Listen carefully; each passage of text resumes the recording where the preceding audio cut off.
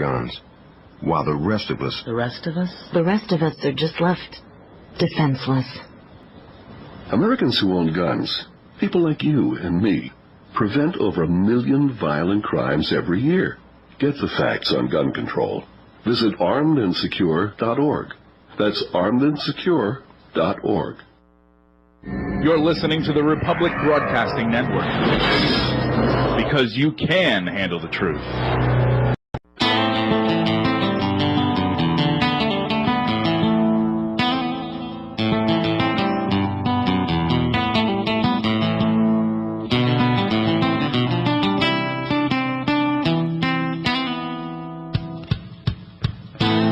Good evening, ladies and gentlemen. I hope you had a good weekend. This is Michael Collins Piper coming to you from Washington, D.C. It's Monday, October 16th.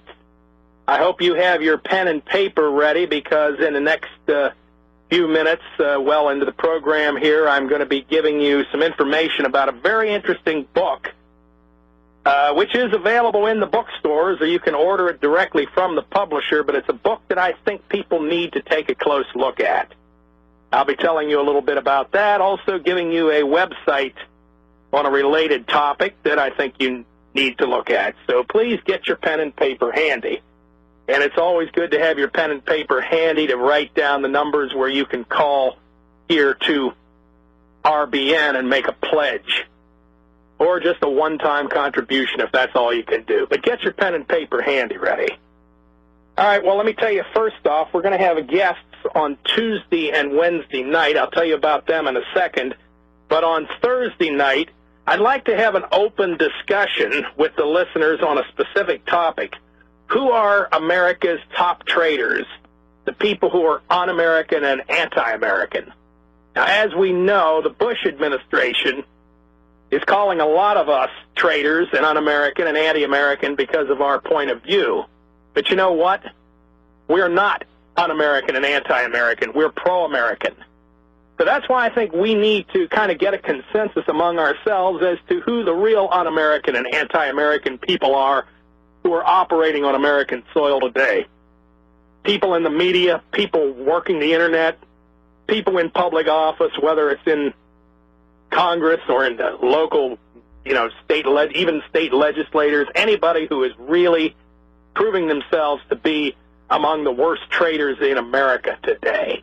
That's going to be, I think, a very interesting discussion. So put your thinking cap on for the next couple days, and if you want to call in here on Thursday night, that's what we're going to discuss. That's what I want to keep the discussion focused on.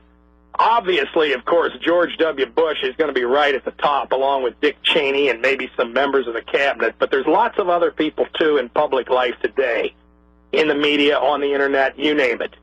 So that's what we're going to discuss. And actually, if anything, when it comes right down to it, indirectly, that's what we're going to discuss here tomorrow night and Wednesday night. Tomorrow night, we're going to have Jim Condon aboard. Jim is based in Cincinnati, Ohio. I first met Jim probably, I guess, back in like about 86 or 87, back in the old days when we were trying to get the Populist Party off the ground. I met Jim in Cincinnati. Jim's been active on vote fraud, worked with my old friends, the Collier brothers, who I brought aboard on the old Spotlight days, introducing the subject of vote scam, and Jim's been active on that. He's been active on the Middle East. He's been involved in trying to restore the Catholic Church back to its pre-Vatican II days.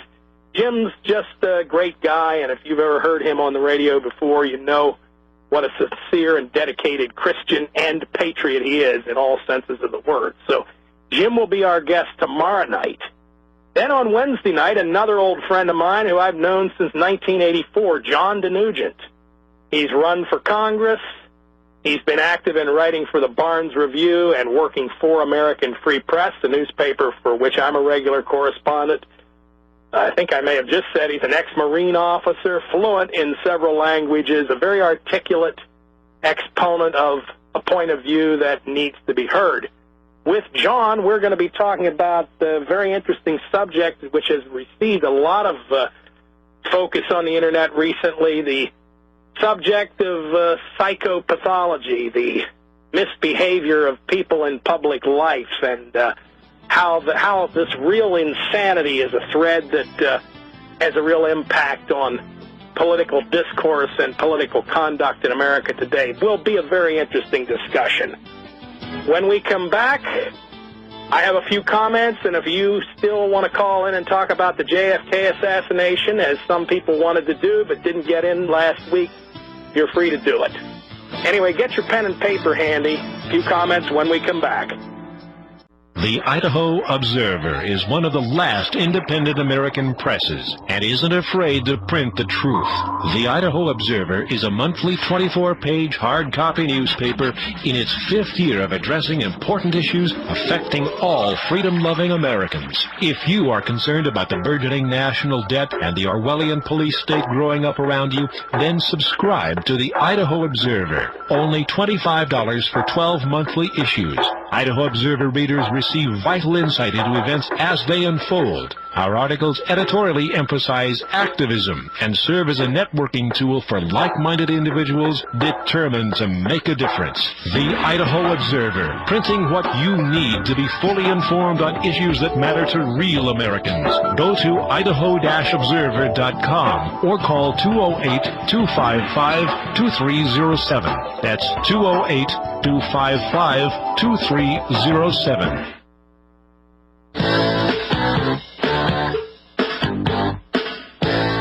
Welcome back, ladies and gentlemen. This is Michael Collins Piper. You're listening to the Republic Broadcasting Network. Now, as you know, I'm a correspondent for American Free Press, which you can access at AmericanFreePress.net, but I want to give a little endorsement to the Idaho Observer. That's the newspaper that you just heard in a commercial here over the break, broadcast over RBN at the national network level. Don Harkins is publisher of the Idaho Observer, and he's worked very closely with American Free Press over the years. In fact, a few years ago, Don worked with American Free Press in setting up a video presentation showing people how to start their own local, or not even necessarily local, but their own independent populist and nationalist newspapers. Unfortunately, that video I don't think is available anymore from... it was not even American Free Press. It was a Spotlight in those days. We don't have that video available anymore, but maybe Don Harkins does. It's a good video that explained just why it was vital that there be as many independent voices as possible out there, and I think that just goes to show you that American Free Press and the newspaper, the Spotlight, for which all of us at American Free Press worked previously, were trying to get the word out there and didn't consider other newspapers and other voices to be rivals. If anything, we wanted to get as many people out there talking about the issues as possible, and thank God the Idaho Observer is still out there doing what needs to be done. So I just heard that commercial, and I wanted to comment on that. Now, an interesting item in the news, which is not really getting much publicity as it should. I read about it in a brief news note in the New York Times, and it's been mentioned in the Internet in a small number of places, but it's not received the kind of publicity that it should receive, and it relates to Mel Gibson and his arrest. Well, it turns out, folks, that the Los Angeles police have raided the home of James Mee, the Jewish police officer, the Jewish deputy sheriff. And I'm not sure it was the Los Angeles police. Let me correct that. In any case, it may have been the Los Angeles County Sheriff's Department has raided the home of James Mee, the Jewish officer who claimed that Mel Gibson had made all of these statements. Now, Gibson has apologized for the statements, but it's pretty obvious that when that was leaked, that somebody inside the Sheriff's Department was trying to get that word out there to hurt Mel Gibson. But the word isn't getting out about the fact that James Mee's home and computer have been seized by the authorities. My suspicion, folks, is that Mr. Mee was probably some sort of liaison to the Anti-Defamation League, and in the past, we saw local police officers rise up against the attempts by the Anti-Defamation League to infiltrate. It may very well be that this is what's going on, but the fact is, you need to know that there's obviously something more to the arrest of Mel Gibson and the leak of that information about him. It was mentioned in the New York Times over the weekend. On Sunday, in a very brief note, It's mentioned. If you look on Google, you'll find a couple references to it. But as I say, that part of the Mel Gibson story hasn't received the national publicity that it deserves. So like I say, probably much more to that. We have heard about the actress Joan Rivers calling for the death of Mel Gibson, saying that because of what he said, he should die. Can you imagine if I went on this program and called for the death of Joan Rivers? Can you imagine what would happen to me, or can you imagine what would happen to anybody else? But Joan Rivers is allowed to go and give an interview and say that she thinks Mel Gibson deserves death. That's called a provocation, folks. Now, of course, Joan Rivers is just a comic, but, you know, she's still someone who's calling for the death of another human being. That's a real provocation, folks. She's allowed to get away with it because she's funny. But actually, that kind of bloodlust, that kind of hatred, you know, that's the kind of hatred they conveyed against Jesus Christ. You know, the Jewish Talmud, the real Jewish holy book, says about Jesus. Jesus the Nazarene, along with his disciples, practiced sorcery and black magic, led Jews astray into idolatry, and he was sponsored by foreign Gentile powers. He was sexually perverse, worshipped statues of stone, was cut off from the Jewish people, and refused to repent. Now, that's what the Jewish Holy Book says about Jesus Christ, but we never hear anything about what the Jewish Holy Book says about Jesus Christ, nor do we ever hear, as we pointed out on this program, myself, scholars, guests such as Mark Glenn, the fact that really the Islamic Quran speaks very highly of Jesus. Now, speaking of the Talmud, I've mentioned this website before. It was brought to me by some of the callers. It's comeandhear.com, and it has very interesting information about the Talmud. Don't take my word on it. Check it out yourself. Comeandhear.com. Now, there's some hyphens in there. I'm going to spell it out. You can check it out for yourself. The word come, C-O-M-E, hyphen, and, A-N-D, hyphen, hear, H-E-A-R, as in what you hear through your ear, .com. Come, hyphen, and, hyphen, hear.com. Very good website with a lot of very interesting information about the Talmud. Very interesting information. Do check it out. Now I want to talk about a book that has come out, which is very, very interesting in the context of this discussion at the moment, and that is a book called Reckless Rites. The word reckless, just like it sounds, and rites, R-I-T-E-S.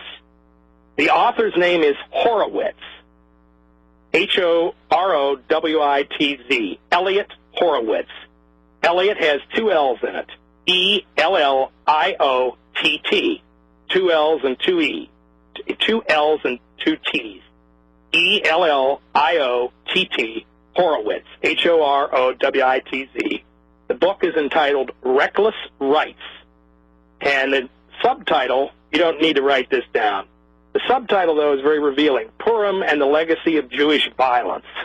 Now, this book is published by Princeton University Press. Now, that's a very big publishing house, needless to say. And if you go to your local library and check out books in print, or if you go on Amazon.com, or if you go to one of the big chain bookstores, you can get this book. I bought it, I believe, at Borders Books. Now, this author, Elliot Horowitz, is Associate Professor of Jewish History at Bar Ilan University in Israel, and he's co-editor of the Jewish Quarterly Review. So he's certainly a mainstream writer. He's not some Ashken Nazi. He's not some hater. He is simply an American-born Israeli historian. And it says here, well, I'll tell you what the book is about. It's a fascinating book about the history of the Jewish holiday known as Purim, which celebrates the destruction of 75,000 Persians, as described